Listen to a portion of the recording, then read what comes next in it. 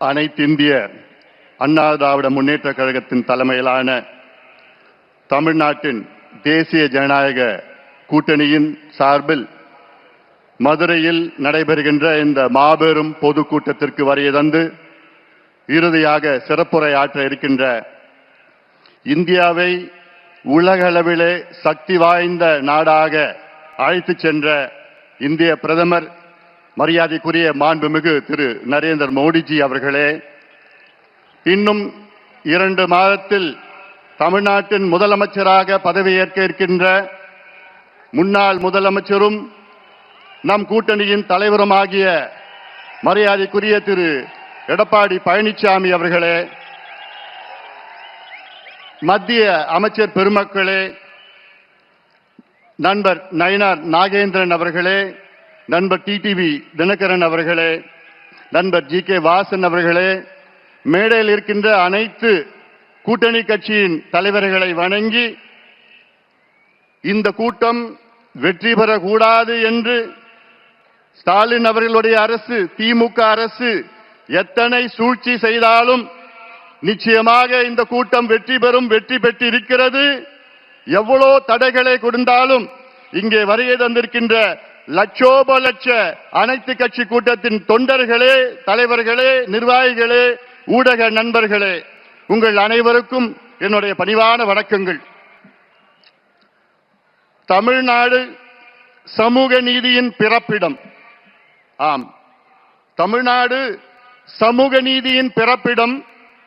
ஆனால் கடந்த 5 ஆண்டு காலத்தில் இந்த திமுக அரசு சமூக நீதியை 100 அடி ஆழமான பள்ளத்தை தோண்டி அதில் முழுமையாக புதைத்து விட்டது. அதற்கு தமிழக மக்கள் நிச்சயமாக முதலமைச்சர் ஸ்டாலின் அவர்களை ஒருபொழுதும் மன்னிக்க மாட்டார்கள். மாறாக கடந்த 6 ஆண்டு காலத்தில் இந்திய அளவிலே சமூக நீதியில் 3 பெரிய சாதனைகளை செய்திருக்கின்றார் நம்முடைய பாரத பிரதமர் மரியாதைக்குரிய நரேந்திர மோடிஜி அவர்கள். ஒன்று, இதுவரை சுதந்திர இந்தியாவிலே முதல் முறையாக இந்திய அளவில் சாதிவாரி கணக்கெடுப்பு நடத்துவோம் என்று அறிவிப்பை வெளியிட்டு இந்த ஆண்டிலிருந்து இந்தியா முழுவதும் சாதிவாரி கணக்கெடுப்பு நடைபெற இருக்கிறது. கடைசியாக இந்தியாவிலே சாதிவாரி கணக்கெடுப்பு நடத்தியது வெள்ளையர்கள் காலத்தில் 1931 95 ஆண்டு காலத்திற்கு முன்பு நடைபெற்றது. அந்த பழமையான தரவுகளை வைத்துத்தான் இந்தியா முழுவதும் இடஒதுக்கீடு நடைபெற்று வருகிறது. அதை மாற்றி அமைத்து நவீனமான ஒரு இந்திய அளவிலே சாதிவாரி கணக்கெடுப்பு நடத்துவோம் என்று அறிவித்த பிரதமர் நரேந்திர மோடிஜி அவர்களுக்கு எங்களுடைய பணிவான நன்றிகளை தெரிவிக்கின்றோம். 2வது சாதனை, தேசிய பிற்படுத்தப்பட்ட ஆணையத்திற்கு அரசியல் சாசன அங்கீகாரத்தை கொடுத்தவர் நம்முடைய இந்திய பிரதமர் மரியாதைக்குரிய திரு நரேந்திர மோடிஜி அவர்கள். Yes, he has given constitutional status to the National Backward Class Commission. இது 25 ஆண்டு கால கோரிக்கை. அதை நிறைவேற்றியிருக்கின்றார் நம்முடைய பிரதமர் அவர்கள். 3வது, ரோஹிணி ஆணையத்தை உருவாக்கி இந்திய இதர பிற்படுத்தப்பட்ட மக்கள் ஓபிசி மக்களுக்கு 27 விழுக்காடு இடஒதுக்கீட்டிலே வேற்றுமைகளை கண்டறிந்து அதை அகற்றுகின்ற ஒரு முயற்சியில் ஈடுபட்டிருக்கின்றார் நம்முடைய பிரதமர் அவர்கள். ரோஹிணி ஆணையத்தை அமைத்த பிறகு அதில் ஒரு மிக முக்கியமான ஒரு கண்டுபிடிப்பு, இந்திய அளவிலே ஓபிசி 27 விழுக்காட்டு இடஒதுக்கீட்டிலே கிட்டத்தட்ட 2633 சமூகங்கள் இருக்கிறது. அதில் 10 சமூகங்கள் 25 விழுக்காடு இடங்களை தட்டி செல்கிறார்கள். 38 சமூகங்கள் இன்னொரு 25 விழுக்காடு இடஒதுக்கீடை தட்டி செல்கிறார்கள். இன்னொரு 102 சமூகங்கள் இன்னொரு 25 விழுக்காடு இடஒதுக்கீடை தட்டி செல்கிறார்கள். இன்னொரு 506 சமூகங்கள் 22.5 விழுக்காடு இடஒதுக்கீடை தட்டி செல்கிறார்கள். ஆக 2633 சமூகங்களில் 1977 சமூகங்கள் வெறும் 2.5 விழுக்காடு இடஒதுக்கீட்டை தான் பெறுகிறார்கள் என்று ஒரு உண்மையை கண்டுபிடித்தவர் நம்முடைய மாண்புமிகு பாரத பிரதமர் நரேந்திர மோடிஜி அவர்கள். அதை கண்டுபிடித்து அதை சரி செய்கின்ற ஒரு முயற்சியில் இருக்கின்றார்கள். உண்மையிலே சமூக நீதி என்றால் நம்முடைய மாண்புமிகு பாரத பிரதமர் நரேந்திர மோடிஜி அவர்கள் தான். ஆனால் சமூக நீதி எங்கள் உயிர் மூச்சு என்று வீர முழக்கம் சொல்லுகின்ற திமுக, குறிப்பாக ஸ்டாலின் அவர்களே, உங்களுக்கும் சமூக நீதிக்கும் எள்ளளவும் சம்பந்தம் கிடையாது. உங்களுக்கும் சமூக நீதிக்கும் என்ன சம்பந்தம் இருக்கிறது? இன்னும் சொல்ல போனால் இந்தியாவிலே, சுதந்திர இந்தியாவிலே முதல் முறையாக ஒரு மாநிலத்தில் சாதிவாரி கணக்கெடுப்பு நடத்தி தரவுகளை வெளியிட்டு அதற்கு ஏற்ப சமூக திட்டங்களை வழங்கி இடஒதுக்கீடை உயர்த்தியது பிஜேபி ஆளுகின்ற மாநிலம் பீகார்.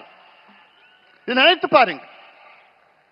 உண்மையிலே சுதந்திர இந்தியாவிலே முதலாக நடந்தது பீகார். ஆனால் சமூக நீதியின் பிறப்பிடம் தமிழ்நாட்டிலே அது நடைபெற்றிருக்க வேண்டும்.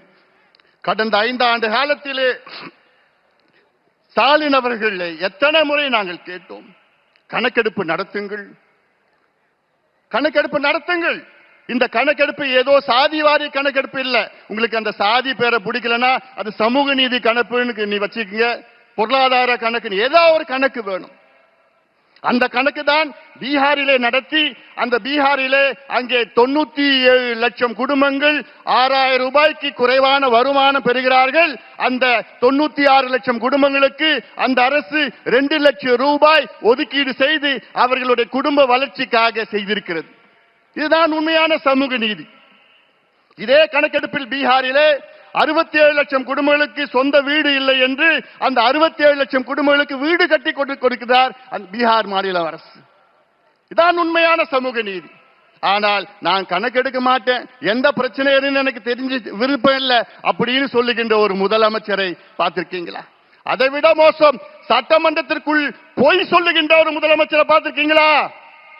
ஆம், தமிழ்நாட்டின் முதலமைச்சர் மு.க. ஸ்டாலின் அவர்கள் சட்டமன்றத்திற்குள்ளே எத்தனையோ முறை பொய் சொல்கிறார்கள். என்ன, எங்களுக்கு அதிகாரம் இல்லை என்று, கணக்கெடுப்பு நடத்துவதற்கு எங்களுக்கு அதிகாரம் இல்லை என்று. பிறகு எப்படி பீகார், தெலுங்கானா, ஆந்திரா, கர்நாடகா, ஒரிசா, ஜார்க்கண்ட் போன்ற மாநிலங்கள் எப்படி எடுத்தார்கள்? எந்த சட்டத்தின் கீழ் எடுத்தார்கள்?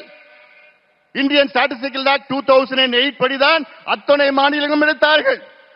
அந்த சட்டத்தின் கீழ் தான் மத்திய அரசுக்கு அதிகாரம் இருக்கிறது, மாநில அரசுக்கு அதிகாரம் இருக்கிறது, ஏன் பஞ்சாயத்து தலைவருக்கும் அதிகாரம் இருக்கிறது. நான் ஏன் இந்த கணக்கு சொல்றேன்னா, தமிழ்நாட்டின் மக்கள் தொகை 8 கோடி, 2 கோடி குடும்பம். அந்த 2 கோடி குடும்பம் எப்படி இருக்கிறாங்கன்னு தெரிஞ்சுக்கிறது கூட உங்களுக்கு மனசு இல்லையா? அது ஏன் தெரிஞ்சுக்க மாட்டீங்க? அது 2 கோடி குடும்பம் கணக்கெடுத்து அந்த குடும்பத்தில் எத்தனை பேர் இருக்கிறாங்க, என்ன சமூகம், எந்த மதத்தை சார்ந்தவர்கள், ஆண்கள் பெண்கள் எத்தனை பேர் படிச்சிருக்கிறாங்க, எத்தனை பேர் வேலையில இருக்காங்க, அரசு வேலையா தனியார் வேலையா, அந்த வீட்டில் எத்தனை பாத்ரூம் இருக்கு, பாத்ரூம்ல பைப்ல தண்ணி வருதா, அல்ல சோலார் இருக்கா, அல்லது கிணறுல போர் இருக்கா, கிணறு இருக்கா, சைக்கிள் இருக்குதா, இல்ல பைக் இருக்குதா, இதெல்லாம் கணக்கெடுப்பு நடத்தி எத்தனையோ சமூக திட்டம், நல்ல திட்டங்கள் கொடுக்கலாம், இடஒதுக்கீடை உயர்த்தலாம், உள்ஒதுக்கீடை கொடுக்கலாம். அதே வேளையிலே தமிழ்நாட்டில், இந்தியாவிலே தமிழ்நாட்டில் மட்டும்தான் 69 விழுக்காடு இடஒதுக்கீடு நமக்கு கிடைத்திருக்கிறது.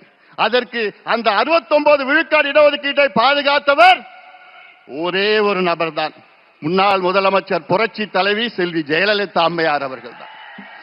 அந்த அம்மா மட்டும் இல்லனா இன்னைக்கு 69 விழுக்காடு இடஒதுக்கீடு அதை உச்ச நீதிமன்றம் ரத்து செய்திருப்பார்கள். 1993 தமிழ்நாட்டின் சிறப்பு இடஒதுக்கீடு சட்டத்தை, 69 விழுக்காடு இடஒதுக்கீடு சட்டத்தை மத்திய அரசை வலியுறுத்தி அரசியல் சாசன சட்ட திருத்தம், கான்ஸ்டிடியூஷனல் அமெண்ட்மெண்டை கொண்டு வந்து 9வது அட்டவணைகளை பாதுகாத்தவர் புரட்சி தலைவி ஜெயலலிதா அம்மையார் அவர்கள். இல்லையே நமக்கு இன்று கிடைத்திருக்காது.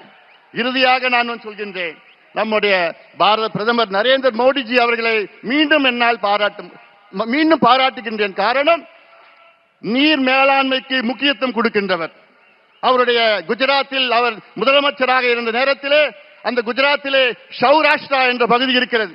அது மிகவும் வறட்சியான பகுதி, குடிப்பதற்கு தண்ணீர் இல்லாத பகுதி. அந்த பகுதிக்கு அப்பொழுது ஒரு திட்டத்தை வகுத்து 12,000 கோடி ரூபாய் ஒதுக்கீடு செய்து அங்கே அந்த திட்டம் சௌராஷ்டிரா நர்மதா நீர் திட்டம் என்று அறிவித்து அந்த திட்டத்தை அந்த நீரை அந்த பகுதிக்கு கொண்டு சென்று இன்றைக்கு 11 மாவட்டங்கள் வளம் செழிக்க அந்த மாவட்டங்களை மாற்றி அமைச்சிருக்கின்றார் நம்முடைய நரேந்திர மோடிஜி அவர்கள். 10 லட்சம் ஏக்கர் அங்கே கூடுதலாக அங்கே விவசாயம் செய்து கொண்டிருக்கின்றார்கள் குஜராத்திலே. அப்படிப்பட்ட புரட்சி செய்திருக்கின்றார் நம்முடைய பாரத பிரதமர் நரேந்திர மோடிஜி அவர்கள். ஆனால் தமிழ்நாட்டிலே 60 ஆண்டு கால கோரிக்கை, உங்களுடைய கோரிக்கை, நம் கோரிக்கை, காவிரி குண்டார் திட்டத்தை நிறைவேற்றுங்கள் என்று. காவிரியிலே ஆண்டுதோறும் தண்ணீர் கடலுக்கு செல்கிறது. அது ஒரு 8 TMC நீரேற்று மூலமாக கொண்டு வந்து அந்த குண்டார் விருதுநகர் மாவட்டத்திலே குண்டாரில் இணைக்கின்ற திட்டம் தான் காவிரி குண்டார் திட்டம். அதிமுக ஆட்சி காலத்திலே 14,500 கோடி ரூபாய் அங்கே அறிவித்து அதற்கு அடிக்கல் நாட்டியவர் நம்முடைய முன்னாள் முதலமைச்சர், இன்னும் 2 மாதத்திலே முதலமைச்சராக வைக்கின்ற எடப்பாடி பழனிசாமி அவர்கள். ஆனால் அந்த திட்டத்தை கிடப்பிலே போட்டு விட்டார்கள். இது எவ்வளவு பெரிய துரோகம்! தென் மாவட்ட மக்களுக்கு இது மிகப்பெரிய துரோகமாக நான் பார்க்கின்றேன். இந்த திட்டத்தினால் கிட்டத்தட்ட கரூர், புதுக்கோட்டை, சிவகங்கை, ராமநாதபுரம், விருதுநகர் மாவட்டம் இதெல்லாம் 60 லட்சம் பேர் பயன்பெறுகின்ற இந்த திட்டம். 3 லட்சம் ஏக்கர் கூடுதலாக பாசனம் செய்கின்ற இந்த திட்டம். உங்க ஏரியெல்லாம் காவிரி தண்ணி வந்திருக்கும் இந்த திட்டம் நிறைவேற்றிருந்தா. ஆனா என்ன பண்ணிருக்காங்க தெரியுமா? வெறும் 8 கிலோமீட்டர் வாய்க்காலை வெட்டியிருக்காங்க. 8 கிலோமீட்டர், 262 கிலோமீட்டர், 262 கிலோமீட்டர், வெறும் 8 கிலோமீட்டர். வெக்கக்கேடியா, வெக்கக்கேடு. அந்த குண்டார் எங்க இருக்குதுன்னா நம்முடைய தமிழ்நாட்டின் நிதி அமைச்சர் நம்முடைய தங்கம் தென்னரசு அவர் தொகுதியில் இருக்கு, திருச்சூழியில் இருக்குது. அவர் தொகுதிக்கு கூட அந்த திட்டத்தை கொண்டு வர முடியல. இவங்களுக்கெல்லாம் நிர்வாக எதிர்க்கு. அதனால நான் கேட்கின்றேன், தமிழக மக்களே, ஆட்சி மாற்றத்தை கொண்டு வாருங்கள். மத்தியிலும் மாநிலம் இணக்கமான ஒரு சூழலை உருவாக்க வேண்டும். அதற்கு நம்முடைய எடப்பாடி பழனிசாமி அவர்கள் தமிழ்நாட்டின் முதலமைச்சராக நீங்கள் கொண்டு வர வேண்டும். வெற்றி பெற வேண்டும். எங்கள் கூட்டணிக்கு ஆதரவு கொடுங்கள் என்று சொல்லி இந்த கொடுங்கோல் திமுக ஆட்சி, மோசமான ஆட்சி, மக்கள் விரோத ஆட்சியை தூக்கி எறியுங்கள். எங்களுக்கு ஆதரவு கொடுங்கள், எங்கள் கூட்டணிக்கு ஆதரவு கொடுங்கள் என்று உங்களை அன்போடு கேட்டுக்கொண்டு நன்றியோடு அமர்கின்றேன். வணக்கம். தேசிய ஜனநாயக கூட்டணியினுடைய முதல்வர் வேட்பாளர், நாளைய தமிழக மக்களின் நம்பிக்கை நட்சத்திரம்